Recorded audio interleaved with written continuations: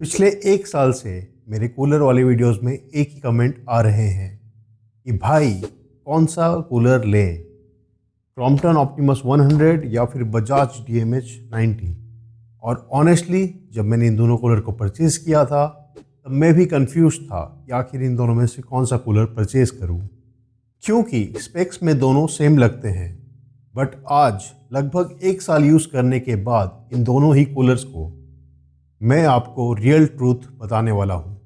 और अगर आप प्लान कर रहे हो इन दोनों ही कूलर में से किसी एक कूलर को परचेज़ करने का, तो इस वीडियो को एंड तक ज़रूर देखना, वरना आपके 2000 रुपये जो एक्स्ट्रा लगते हैं ऑप्टिमस 100 में, वो गलत जगह इन्वेस्ट हो जाएंगे। इन दोनों ही कूलर्स को मैंने एक साल पहले ख़रीदा था और मैंने इन्हें आउटडोर भी यूज़ किया है और इंडोर भी काफ़ी यूज़ किया है।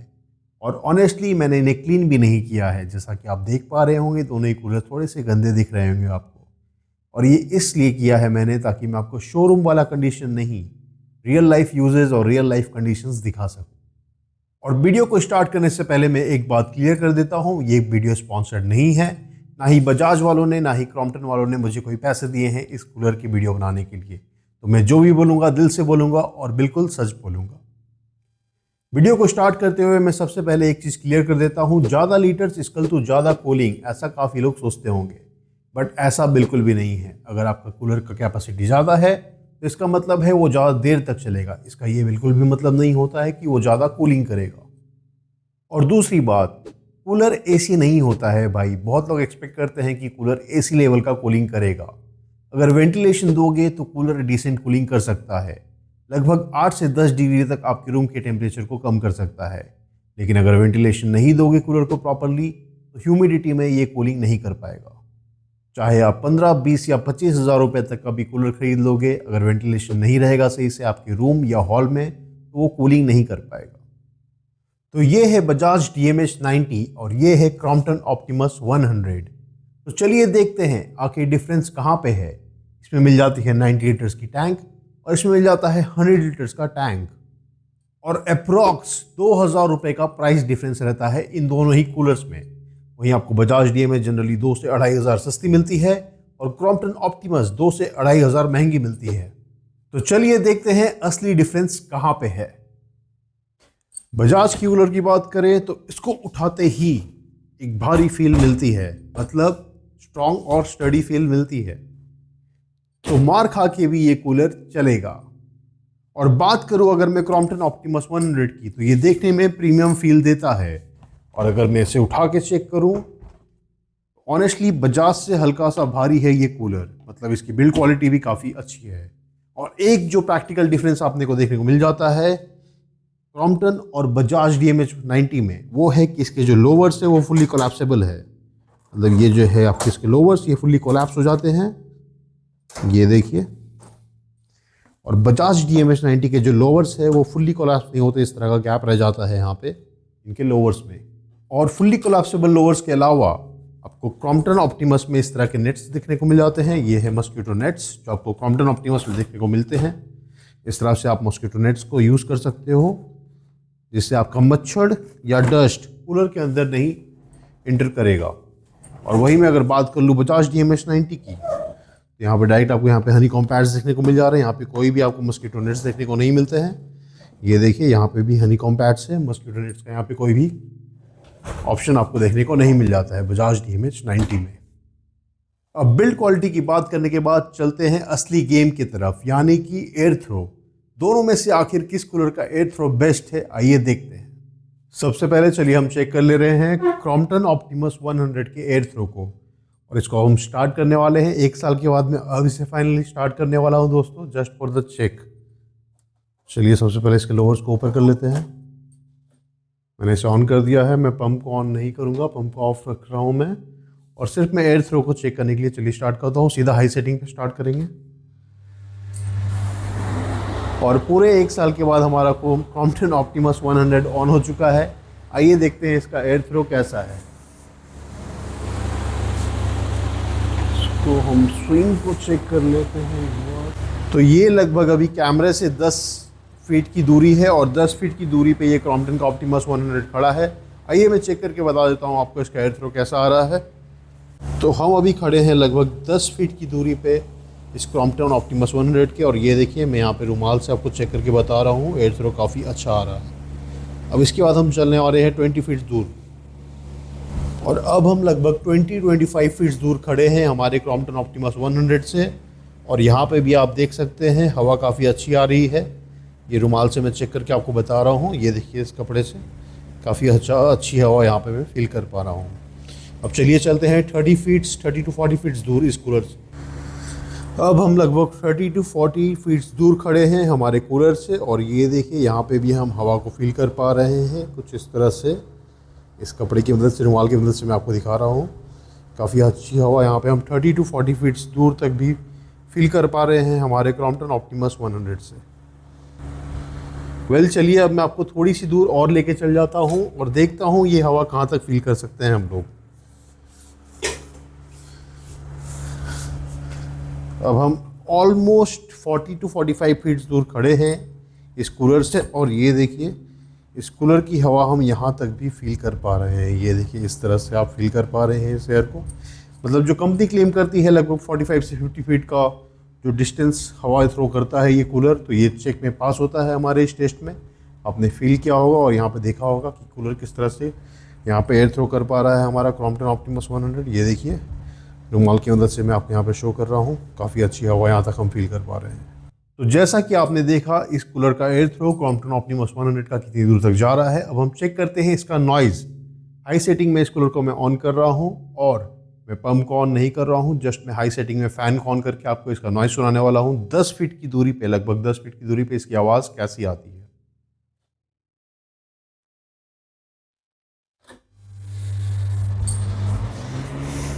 और अब हम लगभग खड़े हैं इस कूलर से 10 फीट की दूरी पे, और माइक पे आप सुन पा रहे होंगे इस कूलर की आवाज़।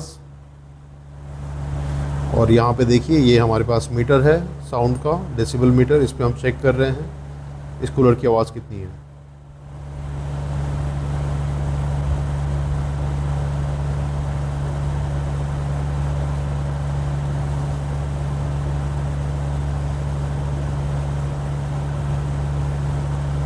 तो अब बारी है बजाज DMH 90 का एयर थ्रो टेस्ट चेक करने की। अब चलिए सबसे पहले मैं इसके लोवर्स को उठा लेता हूँ, और बजाज DMH 90 में आपको इस तरह का एक LED इंडिकेटर देखने को मिलता है जो बताता है कि पावर आपके कूलर पे आ रहा है कि नहीं। ये देखिए हमारा LED ऑन है, हमने पावर को ऑन कर रखा है, और इसे भी हम स्टार्ट करेंगे सीधा हाई सेटिंग पे, और हाई सेटिंग पे स्टार्ट करके हम चेक करने वाले हैं इसका एयर थ्रो। इसमें भी मैं स्विंग को ऑन नहीं करूँगा क्योंकि हमें स्विंग का अभी ज़रूरत नहीं है, सिर्फ हम एयर थ्रो चेक करते हैं और पंप और स्विंग को हम ऑन नहीं कर रहे हैं।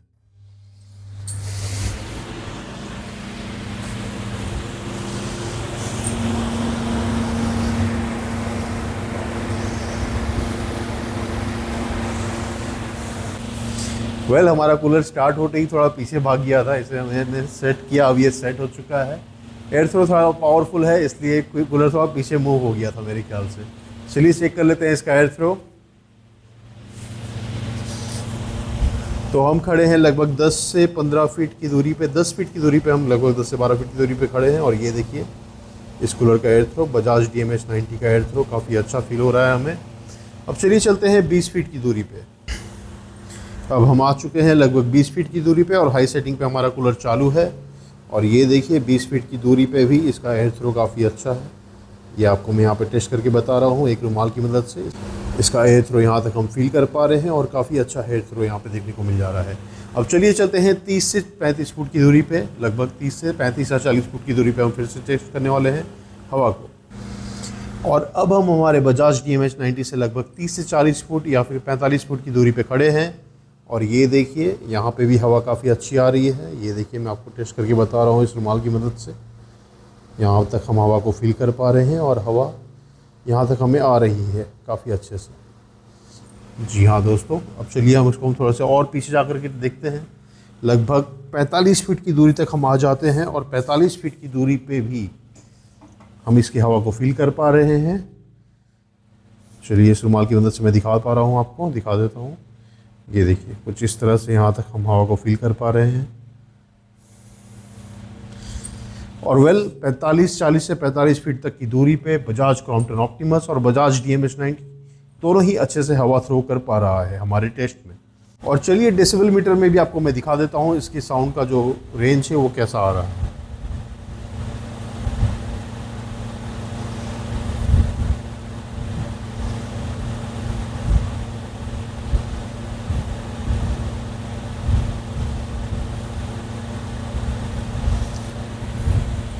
तो ये है बजाज DMH 90 का कूलर और इसका मैंने आपको दिखाया डेसिबल में कैसे साउंड का क्वालिटी है। तो हमने आपको दिखाया बजाज DMH 90 का एयर थ्रो टेस्ट और इसका जो साउंड है वो किस लेवल तक आता है हाई सेटिंग में without pump and without swing को ऑन किए बिना।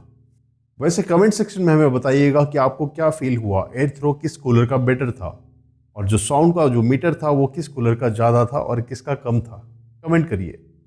तो जैसा कि आपने देखा बजाज हवा फेंकता नहीं ठोकता है और क्रॉम्पटन का हवा भी काफ़ी अच्छा है।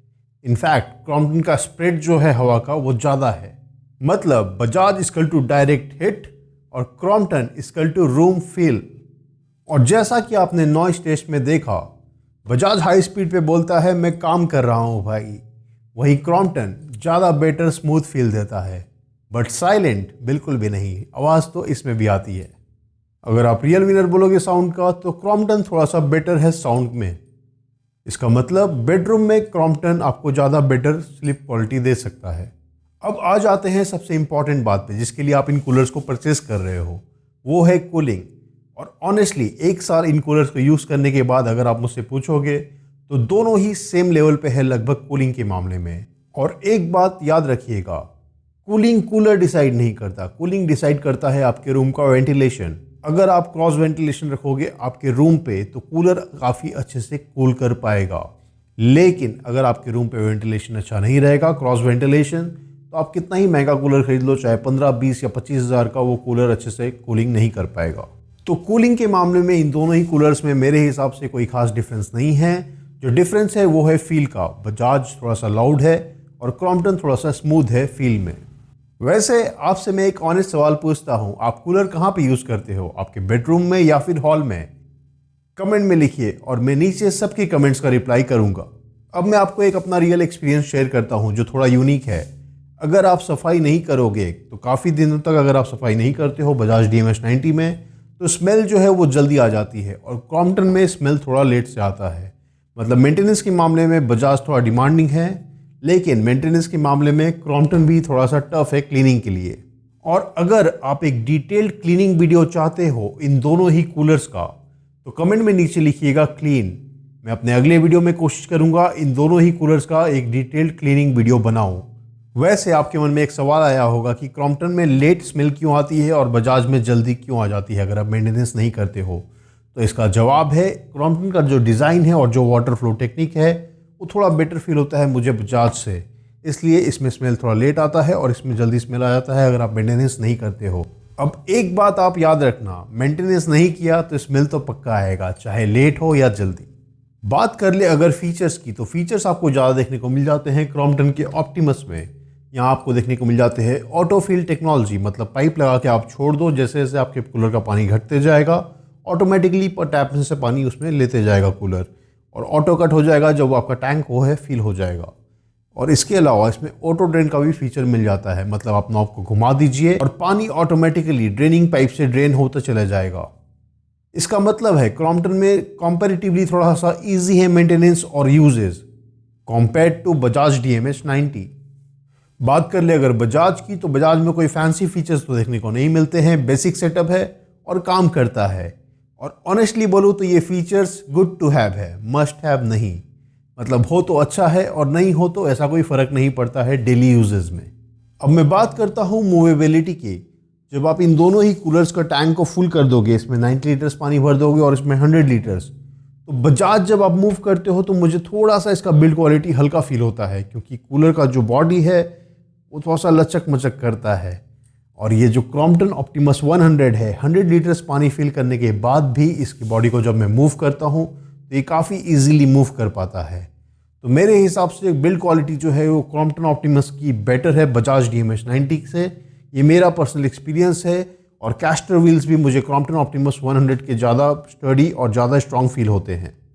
और एक जो बिल्ड क्वालिटी में एक डिफरेंस है इन दोनों ही कूलर्स में, बजाज DMH90 के कैस्टर व्हील्स में आपको लॉक देखने को नहीं मिल जाते हैं। मतलब आप लॉक नहीं कर सकते हो इनके व्हील्स को। अगर आप डाउन स्लोप में रखोगे इस कूलर को, हल्का सा स्लोप ही रहेगा आपका फ्लोर, तो ये मूव हो सकता है इधर उधर। और वही मैं बात कर लो अगर क्रॉम्पटन ऑप्टिमस 100 की, तो इसके कैस्टर व्हील्स में आपको लॉक देखने को मिल जाते हैं। मतलब अगर आप व्हील्स को लॉक कर दोगे तो चाहे जितना भी स्लॉपी हो आपका फ्लोर, ये मूव नहीं करेगा 100 लीटर्स वाटर फिल करने के बाद भी। अब सबसे इंपॉर्टेंट सवाल, प्राइसिंग। क्या 2 से 3 हज़ार रुपये ज़्यादा देना वर्थ है क्रॉम्पटन ऑप्टिमस 100 के लिए? तो सच सुन लीजिए, अगर आपको चाहिए डायरेक्ट कूलिंग और स्ट्रॉन्ग एयर फ्लो तो बजाज DMH90 ले लीजिए आंख मूंद करके। और वहीं इन दोनों ही चीज़ों के साथ आपको चाहिए एडिशन में कंफर्ट, इजी लाइफ और ज़्यादा फीचर्स, तो आप जाइए क्रॉम्पटन ऑप्टिमस 100 की तरफ। कूलिंग दोनों ही कूलर में सेम देखने को मिल जाती है, लेकिन जो डिफरेंस है वो है फीचर्स और रियल एक्सपीरियंस का। क्रॉम्पटन ऑप्टिमस में आपको ज़्यादा फीचर्स और थोड़ा ज़्यादा बेटर बिल्ड क्वालिटी देखने को मिल जाती है। वही बजाज DMH90 मेरे को बिल्ड क्वालिटी में थोड़ा सा लो फील होता है कंपैरेटिवली क्रॉम्पटन से, लेकिन 2-3 हज़ार रुपये का प्राइस डिफरेंस भी तो है। और ऑनेस्टली ये जो बिल्ड क्वालिटी का डिफरेंस है ये बहुत ज़्यादा नहीं है, ये माइनर सा फील होता है मुझे जब मैं यूज़ करता हूँ फुल टैंक पे इन दोनों ही कूलर्स को मूव करते हुए। और एक जो डिफरेंस यहाँ पे जो फील होता है मुझे, जो प्रैक्टिकल है, वो है इसका जो आइस चेम्बर है बजाज DMH90 का, उसका साइज़ आप देख लीजिए, कुछ इतना बड़ा है। ये देखिए कुछ इतना बड़ा है। यहाँ पे आपको आइस चैम्बर कुछ इस तरह का देखने को मिल जाता है बजाज के DMH90 में। और वही अगर मैं बात करूँ क्रॉम्पटन ऑप्टिमस 100 के आइस चैम्बर की, तो ये देखिए इसका आइस चैम्बर बहुत ही यूज है दोस्तों। यहाँ पे अगर आप आइस फील करके रात भर छोड़ दोगे तो रात भर आपको आइस कूलिंग वाला फील देखने को मिल जाएगा। और कोई कंपैरिजन ही नहीं है आइस चैम्बर का बजाज DMH90 और क्रॉम्पटन ऑप्टिमस 100 का। अगर आप यहाँ पे एक आइस चैम्बर बड़ा चाहते हो तो यहाँ पे क्रॉम्पटन ऑप्टिमस 100 एक क्लियर विनर निकल करके आता है। एक और जो एडेड फीचर आपको देखने को मिलता है क्रॉम्पटन ऑप्टिमस के 100 में, वो है ह्यूमिडिटी कंट्रोल। वैसे ह्यूमिडिटी कंट्रोल को मैंने काफ़ी बार चेक किया है रेनी वेदर में, और मुझे जनरली फील होता है कि ये थोड़ा सा तो काम करता है कंपेयर टू बजाज DMH90। आपको थोड़ा सा बेटर ह्यूमिडिटी में कूलिंग दे के निकालेगा आपका ये क्रॉम्पटन ऑप्टिमस 100। हालांकि जो ये डिफरेंस है ये बहुत ज़्यादा नहीं है और ये कोई आपके बाइंग डिसीजन पे इफेक्ट नहीं पड़ता है इस चीज़ को लेकर के। बजाज और क्रॉम्पटन ऑलमोस्ट सेम है। अगर आप इसे दोगे वेंटिलेशन इन दोनों ही कूलर्स को, तो दोनों ही बेटर काम करके दिखाएंगे आपको। तो अगर आपका प्राइमरी मोटिव सिर्फ कूलिंग और बेटर एयर थ्रो है तो बजाज DMH90 भी एक अच्छा ऑप्शन है। और अगर ऑनेस्टली मैं अपनी बात करूं, अगर आज की डेट में मुझे फिर से एक डेजर्ट कूलर खरीदना होता तो मैं प्राइस या ब्रांड नहीं देखता, मैं अपना रियल यूज़ केस देखता। और इस वीडियो को देखने के बाद आपको अपना रियल यूज़ केस और जो कूलर आपके लिए अच्छा है वो आपको समझ में आ गया होगा इस वीडियो को देखने के बाद। और अगर आपको ऐसे ही रियल नो फिल्टर वाले रिव्यू चाहिए तो सब्सक्राइब कर लीजिए राइट टेक ड्राइव को। हम ऐसे ही ऑनेस्ट और रियल ओपिनियंस लेकर के आते हैं, जहां पे आपको मार्केटिंग नहीं ग्राउंड रियलिटी मिलती है।